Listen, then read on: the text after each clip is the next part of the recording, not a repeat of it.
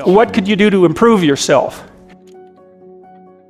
Look around for something that bothers you and see if you can fix it. You can do this in a room. It's quite fun to do it just when you're sitting in a room, like a room, maybe your bedroom. You can sit there and just sort of meditate on it and think, okay, if I wanted to spend 10 minutes making this room better, what would I have to do? And you have to ask yourself that, right? It's not a command, it's like a genuine question.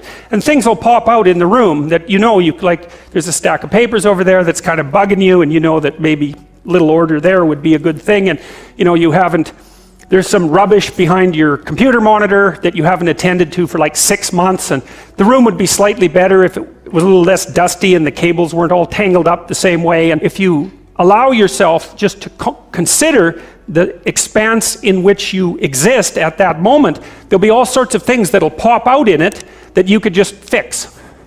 And I might say, well, if you were coming to see me for psychotherapy, the easiest thing for us to do first would just be to get you to organize your room. You think, well, is that psychotherapy? And the answer is, well, it depends on how you conceive the limits of your being. And I would say, start where you can start. If something announces itself to you, which is a strange way of thinking about it, as in need of repair, that you could repair, then hey, fix it. You fix 100 things like that, your life will be a lot different.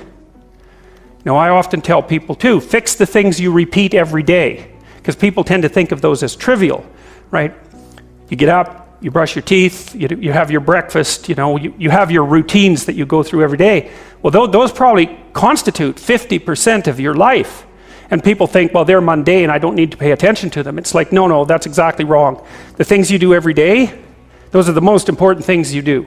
No one can live without a routine. You just forget that. If you guys don't have a routine, I would recommend, you get one going, because you cannot be mentally healthy without a routine. You need to pick a time to get up.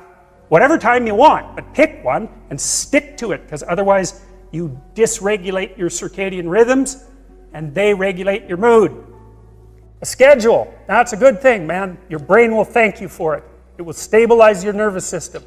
With a bit of a plan, that's a good thing. You need a career, you need something productive to do with your time. You need to regulate your use of drugs and alcohol. Most particularly alcohol, because that does in a lot of people. How about some friends? That people kind of like that. How about an intimate relationship with someone that you can trust, that maybe has a future? That'd be good. How about a career that puts you in a dominance hierarchy somewhere, so at least you've got some possibility of rising, some possibility of stabilizing yourself. You need a family, like the family you have, your parents and all that. It'd be nice if you all got along, you could work on that. That's a good thing to work on. And then, you probably need children at some point, and that's life. You may have a good reason to not be operating on one of those dimensions. It's not mandatory.